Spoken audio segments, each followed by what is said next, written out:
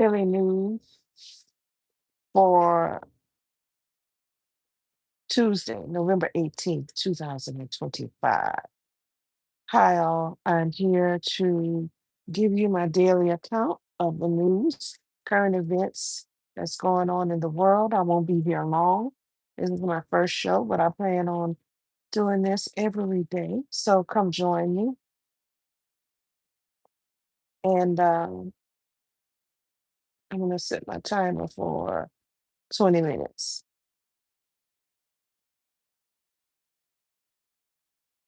Okay. So the first story I want to talk about is um, quarterback Shedeur Sanders. He's the quarterback for the Cleveland Browns. He actually just played his first game this past Sunday. And while he was at the game, unfortunately, um, his house was being robbed. They're terrible. And ESPN is reporting that approximately $200,000 in property was stolen from the home of Cleveland Browns rookie quarterback Shedeur Sanders during a break-in on Sunday. Three suspects entered Sanders' home at about 6:46 p.m. Eastern, according to a news release from the Medina County Sheriff's Office. Surveillance cameras in the home captured video footage of the suspects entering and exiting different portions of the home. The suspects were wearing masks and gloves and were seen exiting Sanders' home at around 6:58 p.m. Eastern Time with property belonging to Sanders. So they were in the house approximately 12 minutes. The incident is being investigated by the sheriff's office, according to the release. The break-in occurred while Sanders was making his NFL debut in Sunday's game against the Baltimore Ravens. That is cold-blooded. That is crazy. It also says in the past year or so, burglaries have taken place at the homes of multiple high-profile athletes, including the Dallas Mavericks' Doncic, the Cincinnati Bengals' Joe Burrow, and Kansas City Chiefs' Patrick Mahomes and Travis Kelsey. That is cold-blooded. Um, Man, I'm just glad nobody was hurt. Nobody was at home. I guess they were probably watching. Um, and had probably been casing the place. They definitely knew he wasn't there because he was at the game. So looks like um, it was a quick job, a quick in and out. I know they put a lot of their life on the internet. I was watching Well Off Media video, and Bucky had went to visit Shador, and Shador was showing him like his closet space and his shoes and jewelry, and I was like, oh, I think that's a good idea. But hopefully he gets some tighter security and uh, maybe decides to move somewhere. I don't know. Eh, Is there anywhere safe nowadays? Is it? But I'm sure he has a lot of money, so he probably can move somewhere maybe a little bit more gated. So I wonder what they took. I hope they didn't take like anything sentimental. He's a millionaire several times over, but sometimes people steal things that have sentimental value, and those are irreplaceable. So, um, yeah, prayers up for Shador, and hopefully they catch whoever did it, and maybe he can retrieve some of his stuff. We all know he got insurance, but it's just when you get robbed, that's just like it's a terrible feeling. And honestly, if I had as much money as him, I probably wouldn't move. I just would I just wouldn't want to be in that place where it took place. But that's just me. Next story I want to talk about is the singer David. Now he's been in the news for the last couple of months when a teen was found in the trunk of his Tesla. Well, today they finally said that he is considered a suspect in the investigation of the teen found dead in his Tesla Before they were doing all kind of investigations. At one point, they had said that it wasn't a murder investigation. So let's see what the story says. This was reported, yeah, today. It says David Anthony Burke, aka David, attends. Uh, he's attending some fashion show. This was earlier in the year, March 9th. It says the singer David is now considered suspect in the death investigation of a teenage girl whose decomposing body was discovered in the trunk of a Tesla registered to the singer in September. And this is ABC News reporting. No arrests have been made and the investigation is ongoing. The medical examiner has still not determined the cause and manner of death for Celeste Ramirez Hernandez. This is so sad. I don't know. It looks like, I don't know, because they're not calling it a homicide. I wonder if she died or was accidentally unalived and then they put her up. Well, I don't know. I don't even want to say accidentally. I don't know what happened. But she was found in that trunk. So now finally, yeah, they have him as a suspect. I mean, that was just weird. Um, I don't know what to say about that. And then she was 15, like he's like in his late 20s. Weird, weird, very upsetting. The next story I want to talk about is Offset. Upset. Some call him Upset. Him and Cardi B. Cardi B recently gave birth to a son for by Stephon Diggs. And I say recently, I think it was maybe November the 5th, a couple of weeks ago, or a week ago, or whatever. And it seems like Offset has been posting um some comments that is upsetting Cardi. And he came out today and says he's denying posting subliminals about Cardi B's baby with NFL star Stephon Diggs. He came forward today to deny that he made or deleted an Instagram story implied connection to Cardi B and Stephon Diggs' baby. According to TMZ, he released a statement that says any statements attributed to Offset circulating on social media are completely fabricated.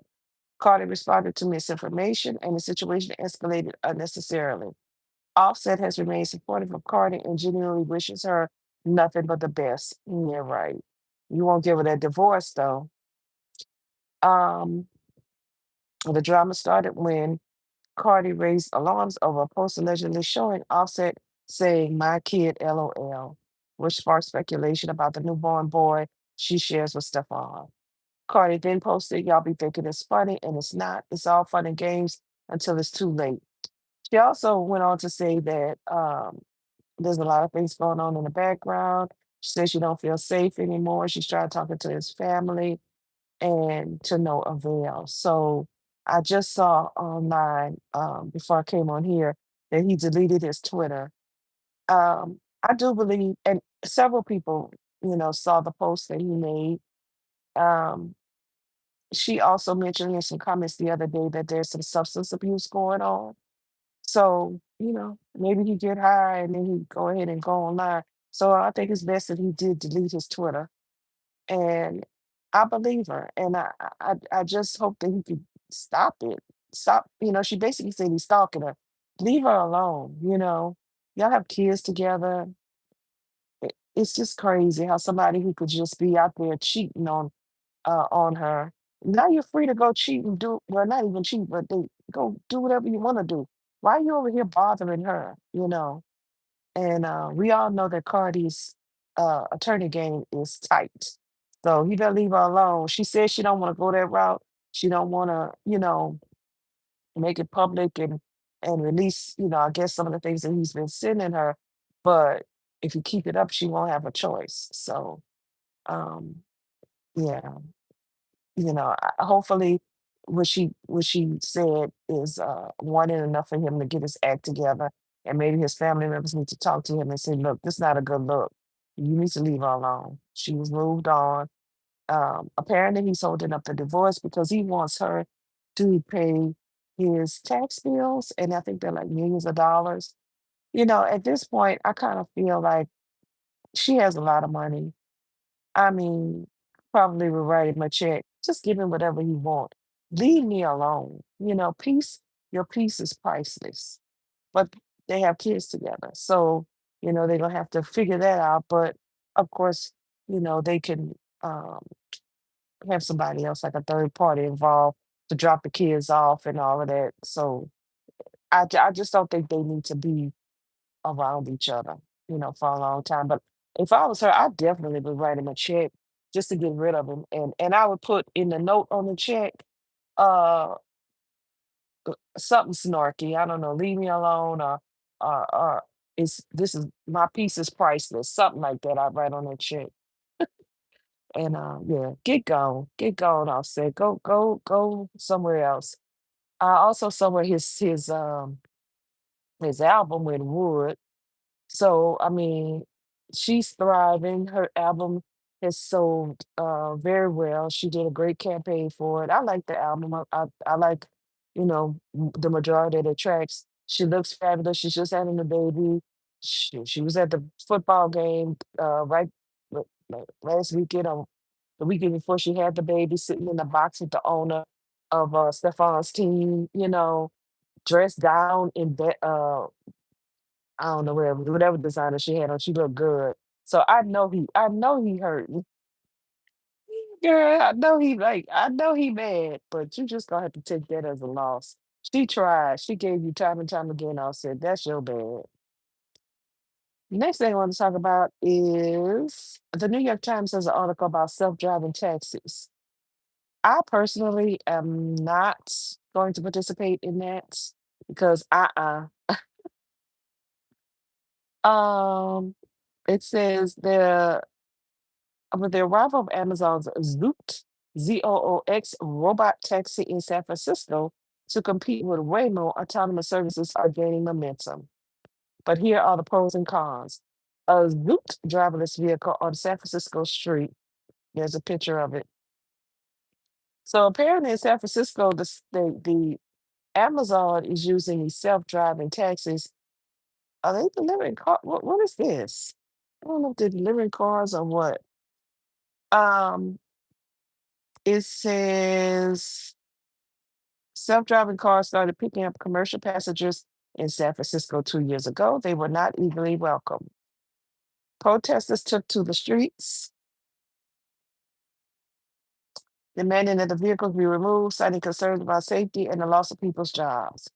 Then an autonomous car operated by Cruise, a subsidiary of General Motors, ran over and dragged a pedestrian. Oh my goodness. Not long after another Cruise vehicle collided with a fire truck. See what I'm saying? Ain't no way. Mm-mm. The company's vehicles were eventually taken off the road. The future of self-driving cars in the home of the tech industry's artificial intelligence boom looked like it was on the rocks. But Google's Waymo, a self-driving car company with a more cautious approach, stuck around, and today the situation has flipped. San Francisco has, to the surprise of many and the continued aggravations of a few, become Waymo pride. Now Waymo is getting another significant competitor in San Francisco. Amazon announced that it was beginning a free test program in the city on Tuesday for Zoox. It's boxy, carrot-shaped robot taxis. The company has also been testing its robot taxis in Las Vegas since September and plans to expand to Miami and Austin, Texas. But San Francisco is the first city where the companies will compete head to head. Yeah, I'm not doing this. I am not getting in no self-driving taxi. The world we're coming to. Mm-mm. That'd be interesting how that work in Texas. I don't know. Mm. We different in the South. We Southern folks is different. I don't know. Anybody did a self-driving taxi? Let me know what your experience was. Okay, the final story tonight is one regarding Ursha. Usher. And Usher is suing one of his ex producers. Yeah, someone that worked with him in the past. And honestly, it seems like he's gonna have a pretty good case because I don't blame him. I would want my money too. So let's see. He filed a lawsuit today. 1 second.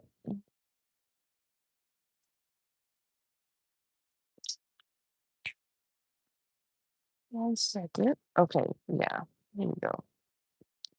It says Usher sues longtime music collaborator Brian Michael Cox and associates after he loaned them 1.7 million for a business venture and wasn't fully repaid. He now wants 4.9 million for damages. So what had happened was, this is from the Neighborhood Talk. It says the legendary R&B star Usher, superstar Usher, has filed a lawsuit against one of his most prominent music collaborators, producer Brian Michael Cox, along with associates Keith Thomas, Charles Hughes, and entertainment lawyer Alice Honore. According to WSB-TV, Usher says they approached him last year with business plans to open a restaurant called Homage ATL. They proposed the purchase of a property in Buckhead, Georgia, that was ocean prime back in 2015. Usher opted out of being an investor, but loaned the quad $1,700,000 via a wire to a trust account back in January. In the lawsuit, Usher claims the property wasn't purchased after months of waiting, so he asked for his loan to be repaid. I know that's right. Now they gave him $1 million back in August, but he still hasn't received the remaining $700,000. In an interesting twist, the lawsuit claims that the entertainment lawyer Honore actually actually admitted it wasn't easy to pay the loan back because it had been used for other purposes. What? Mm-mm. Usher is suing for $4,900,000, apparently 700,000 for each of the seven claims made in the lawsuit. What y'all think? I think he got a good case. I mean, that's messed up. Like, yeah, that's some shady mess. I See, that's why sometimes it's not good to go into business with people that you know or you're friends with or friendly with. Now, it doesn't say what Brian Michael Cox said. I mean, he's one of the people that was, with the group that were gonna open it, but that's crazy. So we'll keep our eye on this story. I'm sure he's gonna win this case because now I don't know about the whole 4 million thing. He might because yeah, this shady. This is definitely shady. I would want to know what happened to what you used the money for. If you didn't buy the property, where the money at? Mm-mm. I guess they thought, well, we're gonna give him 1 million and then that'll shut him up. But yeah, I'm like Usher. I gave you 1.7. I want my money back. I want it all back. And did so. So that's it for today's news. And I will be back tomorrow with some other um current events that's going on. I hope you all have a great night or day, whatever time you're listening to this. And peace out.